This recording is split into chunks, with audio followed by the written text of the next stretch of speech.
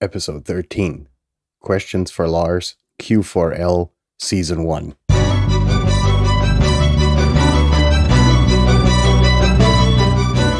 You're listening to the very best podcast in the world on health, wealth, and happiness. Please remember to leave a review and share with all your friends and family. And here is your host, Lars Hilser.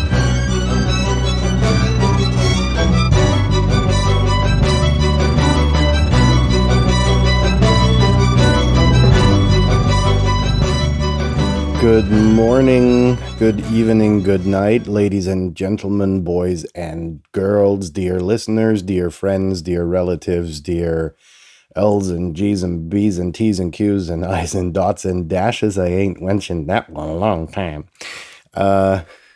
It's hump day.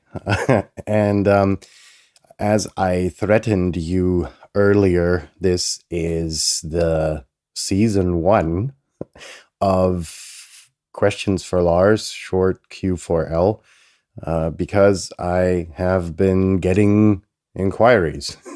And seriously, though, there have been some questions that came in. Some had to do with, well, they were private, so I answered them in private. Others I thought would deliver a certain amount of clarification in what I did, what the podcast is about, what the concept of the show is, and so on and so forth. So without further ado, I will start with the questions. And the first question comes from Mariska in Barcelona, who asks, Lars, you have experienced a lot of interesting people in your life. Who do you idolize most? And how did they help you grow? And, perhaps you will be more picturesque in the telling of your adventures. Dear Mariska, thanks for the kudos. And yes, I shall attempt to be more picturesque. I kind of love that word. And how's Barcelona doing? First of all, a hi to Barcelona. Now, to get to your questions, who do I idolize most and how did they help me grow? First of all, I ceased to idolize anyone in my life. And here's the reason. The moment you start idolizing someone or trying to live their life rather than your own, number one, you're putting them on a pedestal and yourself below them, right? You're looking up to someone. And there's nothing wrong about getting a hold of, some of their character traits and mimicking them and growing by that. Now, that part of your question is quite easily answered. There were so many people that helped me grow that it would probably blow this show way out of proportion if I were to mention everyone that helped me grow, because it's not that I looked up to one particular person or anything. It was just the large sum of individual experiences with probably a few hundred people that I got rather closely involved with during my high-flying times, everybody had something to offer, something to bring to the table. Now, these could be positive experiences that ended in positive influences on myself, but it could be negative experiences. You know how I mentioned these two freaks that I worked with in the dominance episode, right? Those are people who, by their negative influence, taught me probably a lot more than your average Joe that you meet and work with, right? So that being said, I hope that answers your question, even though the answer was quite brief, to be perfectly blunt. But I think that it pretty much in a nutshell, answers what you were asking. If not, email me again and I will get into more detail. Question 2 comes from Azim. And it says, Dear Mr. Lars, congratulations to your podcast. I was excited to find your podcast. My name is Azim, and I was the butler of one of your clients a few years ago. My question is, how do I become wealthy to become more interesting? That's a bit of a jiffy. I have to tell you the story about Azim. Azim was, in fact, the butler of a client that I worked for. And this was a more or less unpleasant experience in that it was a wealthy family and their kid was subject to a kidnapping attempt.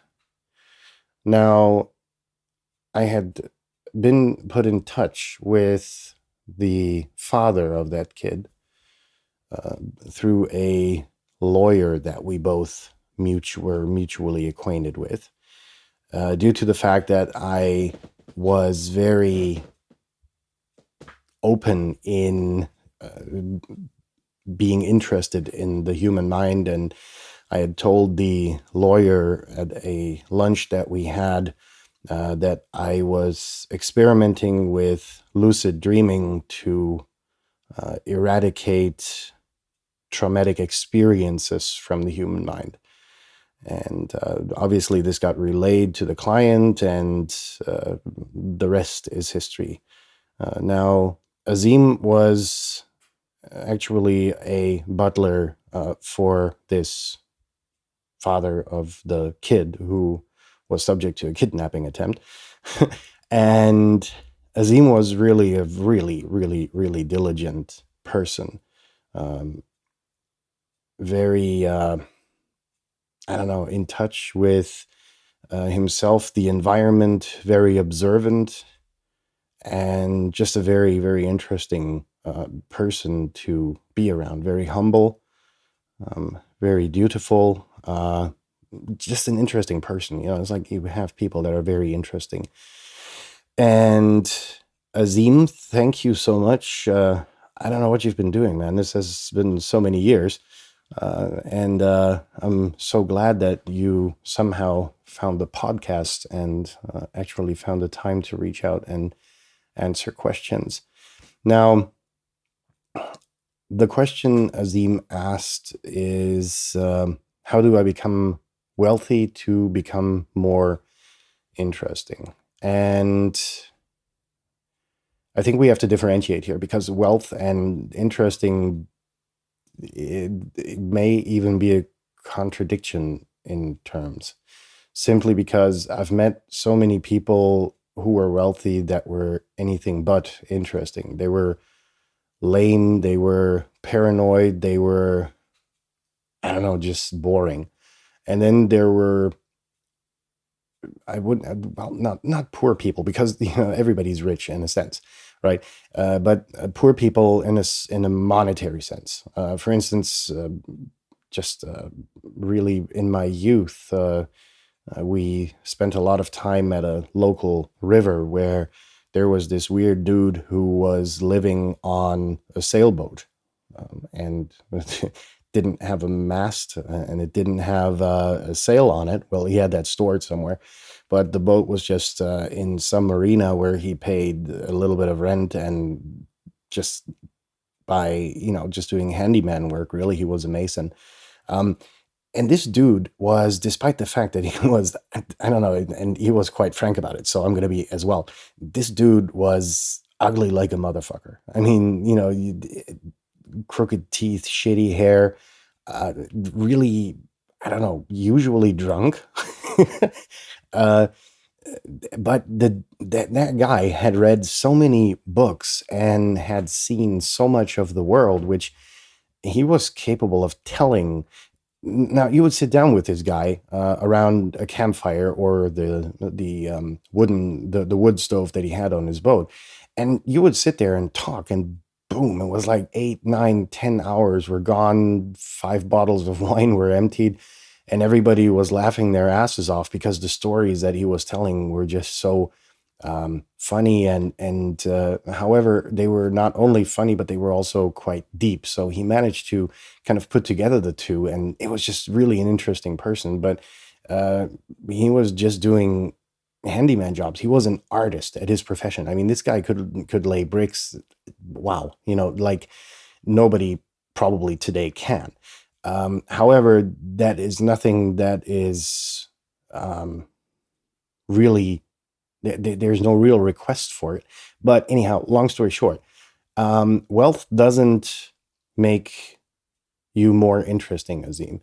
I told our audience that you are an interesting person by yourself.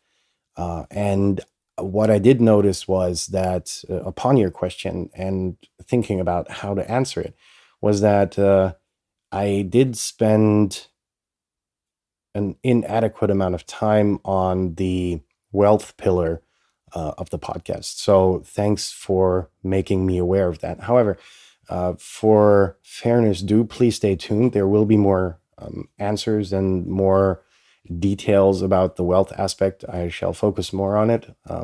Sorry that I haven't. But let's dig into your question just a little bit.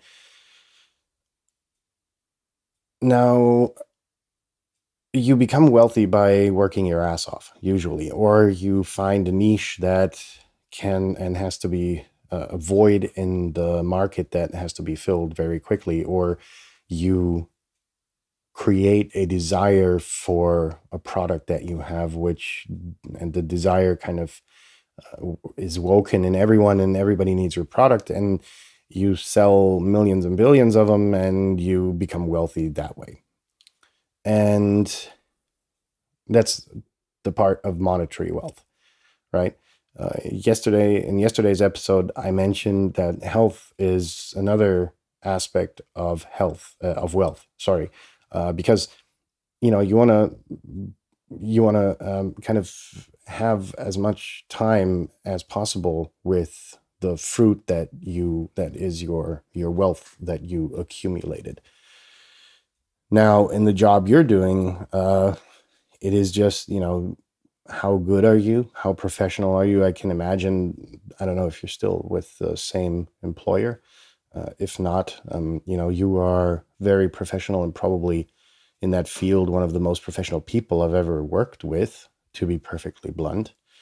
And I could imagine that you could be making a lot more money just by becoming even more professional, looking for an employer that really values your services. And due to the fact that, you work obscene hours, so you obviously have not a lot of time to spend that money. So it's about saving and investing it rather than spending it, and then thereby create a residual income, for instance, through property, which might be an interesting aspect to go in your situation in life. You don't say, but I don't even know if you're still in that field of business, but yeah, that will be my 2 cents on that. Hope that was helpful. If not, write me another email, and we'll stay in touch that way. It was great that you reached out. Third question comes from Samira in Dubai. Well, we do have a global audience. Dear Lars, I find your podcast very motivating, yet as a successful businesswoman, I often feel lonely. I don't have a partner to share my success with because I'm too busy. I feel awkward because it's unusual for a woman to be without someone. How have you managed to find your better half? If it weren't for the last part of the question, I would have taken this for a cheesy pickup line. But I found my better half in a professional setting. It was one of the last projects that I did working. And we just went out for lunch, and the spark just sparked, and since then the rest is history. And not written into any history books, because we all wouldn't want that. Sorry if you hear some clapping around. I'm trying to kill a mosquito that's flying around me right now. To answer your question, what is stronger, Samira? Is it your urge to fill the void in your life with someone to share your success with? Is this really a void that you actually feel, or because you explicitly mention it, that it's unusual for a woman to be without someone? No, it's not. If you're, it's a relationship can only live on so much compromise, and if you're not a person willing to make a lot of compromises, then by all means, enjoy yourself. I'm quite certain that in Dubai, the times I've stayed there, it's quite normal to have personnel around to take care of you. And there's plenty of stuff to do in Dubai. There's plenty of the world to see. And most importantly, I wouldn't push it.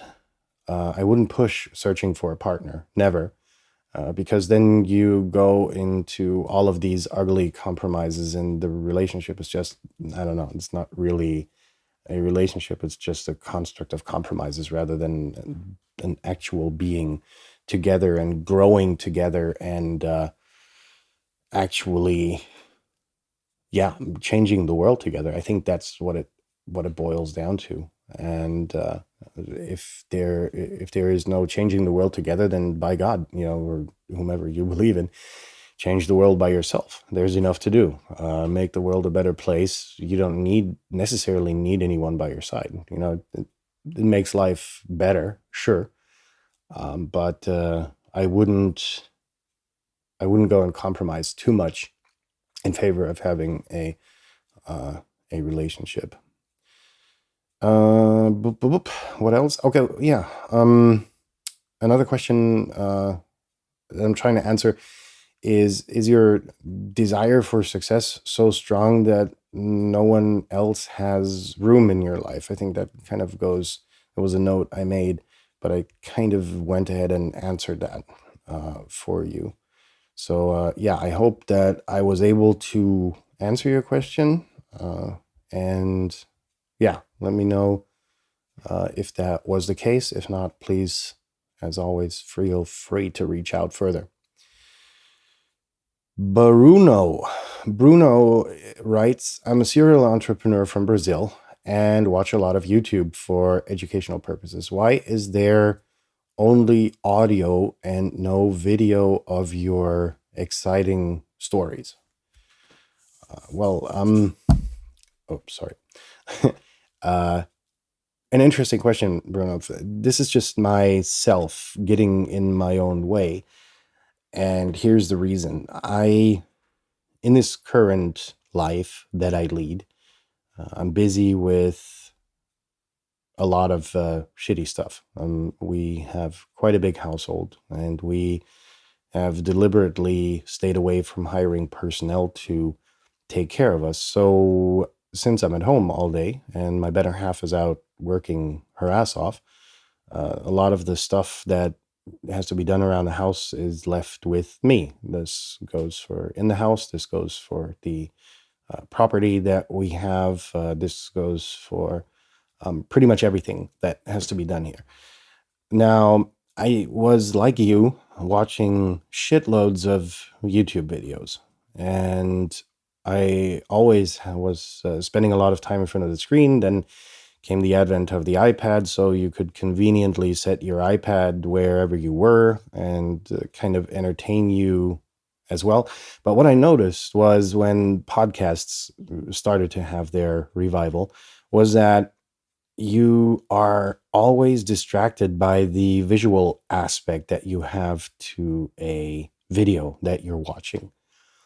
And most of the people that do podcasts actually also have a video of the interview that they do. I'm thinking of Joe Rogan or Lex Fridman. Those are some of the people that I follow. But once you've seen one video, yeah, you see the face of the person, you see the expressions, but you are bound to the screen for sometimes hours on end. I think Rogan made his first Spotify interview upwards of 5 hours. And that's insane. That I don't have that time. And actually, I never really did. And so for me, it was the audio only aspect because this allows me to do all of the shitty stuff that I have to do while, I don't know, killing two birds with one stone. Is that a correct expression? In that I can do the shitty tasks like, I don't know, vacuum cleaning and, I don't know, cooking. Well, actually, I enjoy cooking. It's not a shitty task, but mowing the lawn and doing other stuff. And I'm not wasting that time entirely. In that I'm actually learning by really listening to the podcast. So I'm still aware of my surroundings. I can drive the tractor to mow the lawn. I can operate the vacuum cleaner throughout the house. And yeah, it allows me much more liberty than it would to be, I don't know, trying to set up a screen and watch YouTube videos. Now, most of the good YouTube producers also have a podcast running of their show, to name it the other way around.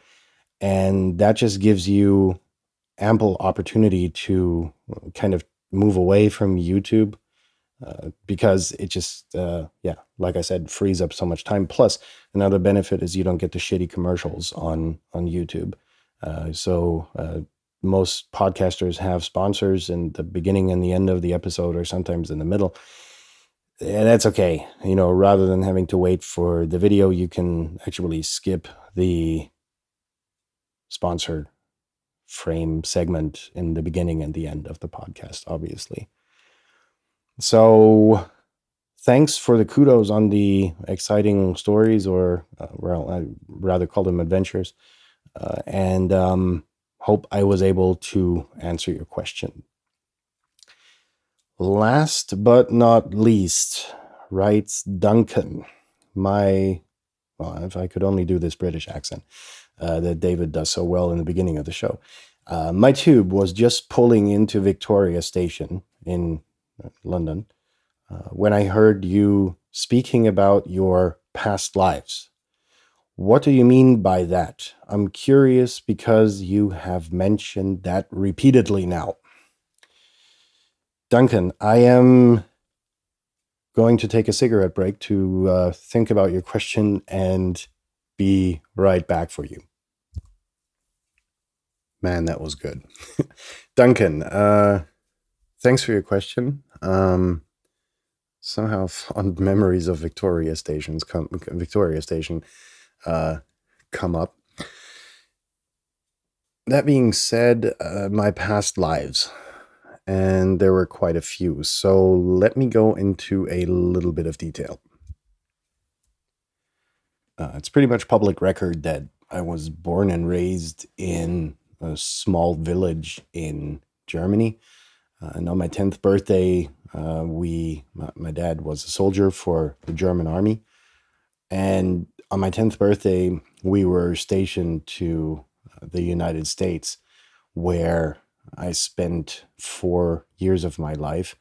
Obviously, with a lot of influence from the Bible Belt, which resulted in a religious quest that would last until, I don't know, probably till today. There was a funny X-course that I just want to mention, because I couldn't get real firsthand access to what the religion of Islam was really about, and I had inquiries. So when I worked in the Maldives, I was waiting for my boat one day, and went into the mosque and just asked for the imam, took him out for a tea, and I think we sat down for 3 hours and kind of spoke about everything, really. In 1992, I think it was, I got my first computer. That's where I got hooked, and on the digital issue, really, because back then there weren't a lot of programs available. So I sat down and wanted to create a database about fighter planes because I wanted to be a fighter pilot back then. Top Gun was one of my favorite movies, and so on and so forth. So my dad said, well, you want to create, well, you've got to create a database. And I was like, well, how do I do that? So this was pre-internet, go to the library, pick up books, order books because they weren't there, and that kind of bit. But that's where my passion for the entire digital world really started. Then in 93, we were re-stationed, reposted, I don't know, whatever it's called in the military. And I had, of course, seen significant parts of the world in that, which the United States just is, was exposed to a totally different culture for an extended period of time. So while all of my friends had, maybe had a vacation in Italy or something, right? So I was kind of cut off from the rest of the bunch. My friends were still there. They were still my friends, but they developed in a totally different way. And I don't mean this condescending, because I was just fucking lucky to be in a situation like that, to learn English, not in a school sense, but in an actual sense. And however, the friendships kind of lived through that. And together with my sandbox buddies, I joined our local fire department. Number one, because the booze was cheap. We were 17 and we were allowed to join, and we all joined because it was free beer. And however, that came with another aspect of getting introduced to hands-on physics on how fires work, how firefighting works, how a lot of other stuff really works, which been limited to in theoretical physics classes, which just bored me to fucking death. So then in 1999, I think it was, I started my vocational training in the financial sector, which would probably in the English world be equivalent to college degree.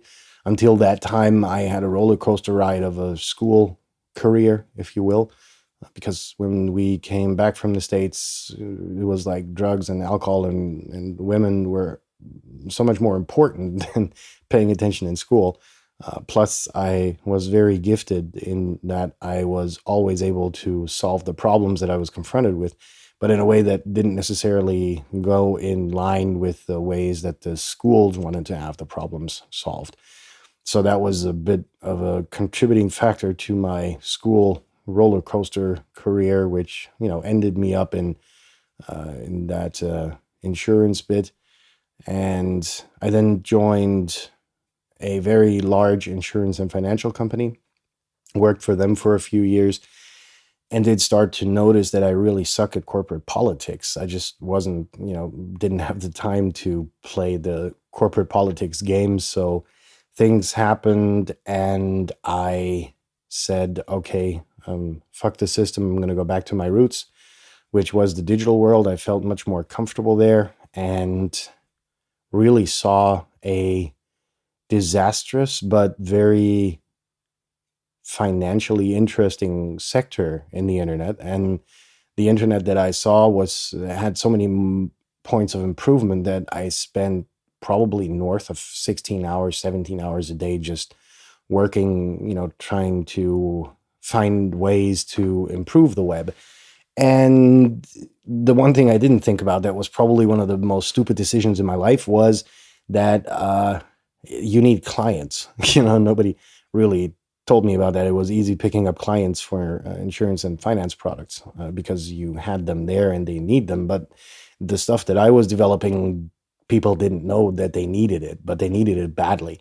So it was it was very interesting, and very interesting time. One that I wouldn't want anyone else to have, and that's what I warn entrepreneurs about always: is you've got to find clients, and you have to have a product that is that which there is a demand for right now, and not in 5 years. That was kind of like the problem that I had to deal with. And then in 2008, I was invited to a software conference in the Netherlands to give a speech about search engine optimization, which I'd become very good at, insanely good at, actually, at the time. And it was actually one case where I had a client. He ran a little business, and I'd built his website and optimized it to a degree where he called me up 4 months after it went online and said, "Can you please make it stop? I can't serve all of these clients that are coming my way." So those were really interesting times, but not only on a local marketing, SEO marketing level, but also on a global scale. I was quite influential. However, in 2008, I came across this dude from the Belgian police. I think he was at this conference in the Netherlands as well. And after I'd given my presentation, he walked up to me and said, "You're so good at explaining shit. Go into consulting because you're self-coding." Meanwhile, I had outsourced a lot of the actual work because I couldn't handle it anymore. He said, "Sell your business and do the consulting bit. You know so much, and there are so many recipients for your knowledge. Go." And then I kind of contemplated on that, and actually did go into freelance consulting after that, but I kept the company for another few years on the side just to fulfill the projects with all of the bullshit that I thought up when consulting. Somebody had to do it, and there was I, and I had just coincidentally had a company that could deliver all of the stuff that I came up with, which resulted in, I don't know, for my clients, overall, I made a rough calculation. It was north of $1 billion increased revenue that I was responsible for. Without wanting to pat myself too much on my own shoulder, but that's for a freelancer quite a staggering number, at least for me. I don't know how it is with you guys. And then came 2009 when somebody said, "Hey, do you even know that you've just influenced the lives and the user experience of 1 billion people?" When I published an article which was, I don't know, something along the line of HTML5 had come out, and with the style sheets you could make so that the menu that you have was floating on top of the content that you were scrolling through, which was becoming ever more important, simply because the web pages were getting longer. The blogs were, kind of having their time. And so and when you wanted to go back to the main menu to navigate through the rest of the website, you would have to scroll your thumb or your middle finger off, or whichever finger you scroll with. And that just, this menu that I had created for my website had very quickly after that found adaptation in pretty much all of the major social networks, like Facebook, MySpace back in the day, I think, implemented it. Then came LinkedIn and all of these other major outfits. And so, that was an interesting thing that I learned by someone who found that all of these outfits had implemented the stuff that I'd published. And I never really saw a penny for it, but whatever. I was at a stage where 1 year later, I was still in the consulting business, and I had too much business. And that was really an interesting thing to experience, coming from a situation where, you didn't have food in the fridge because shit, you need clients to pay you. That was kind of like one of the things that I wish I would have avoided. Since then, I was back to where I came from, and this doesn't belong in the public sphere, but things happened which just legally had to be settled, and where time had to take its toll. And so in 2011, I went back into the cybersecurity field, which it was then called, where I did some revolutionary stuff. And in 2015, a lot of stuff happened between those years, a lot of work and a lot of bombshells kind of started to hit. And I said in 2015, okay, I'm out of the business world. So I sold everything, retired. I'm at a stage where I don't need to work anymore. I do the projects that I find interesting. I do them.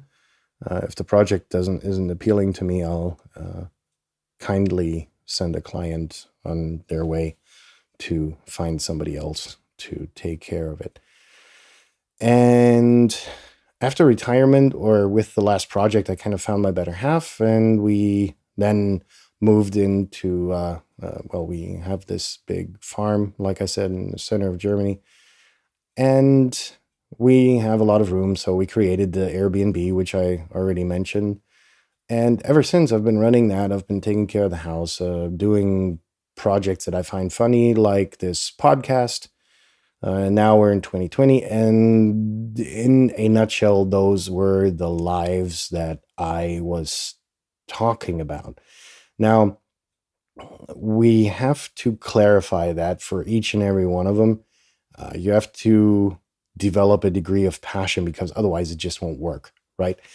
If you go into something half-heartedly, it just fucking sucks. You don't have fun doing it, and then it becomes a burden more than a challenge. And that was the case even with the Airbnb business, when we hadn't hired personnel yet to do the cleaning and so on and so forth. It was just beginning to become more of a burden than actually a fun thing to do. And the same goes for cooking, for instance, which I find insanely meditative. We hardly go out to restaurants, because I found that, with a little bit of effort, you can cook much better than the food you would get at any restaurant. And you know where the produce comes from, because you grow it in your garden, and at least parts of it. And you're much more careful and mindful when you're out shopping the produce, which you actually turn into a yummy meal, and the time before, and celebrating the meal, and even the shitty bits of cleaning the pots, as I mentioned in the earlier question, was like, you can listen to interesting podcasts while doing so, because otherwise you'll be, just downtime. This actually combines the shitty job with something fun, which is learning, and understanding is always fun. Duncan, I hope that I was able to answer your question. One short question, last but not least, I think I thought Duncan was the last, but I hadn't scrolled down enough, is Skylar, who writes, I don't know where Skylar is from, can't even determine. And Skylar says that she was very positively influenced by the third episode of the podcast, because she was around a very domineering boss who was an idiot, and she just found the information and the way I told my experience is so helpful that she asked whether there is a way to donate to the show. Yes, there is. I'm not going to make a big fuss about it. If you want to donate, write me an email, ask me for the Bitcoin address or alternatives, and I'll send that to you. Now, those were the questions that I kind of selected. I didn't want to go above 30 minutes. I fucked that up. But I hope that the answers shed a little bit of light into everybody's questions. In tomorrow's episode, we'll be talking about envy porn, which I found a very interesting topic to kind of do in between hump day and the weekend. I hope to see you there. Hope this was interesting.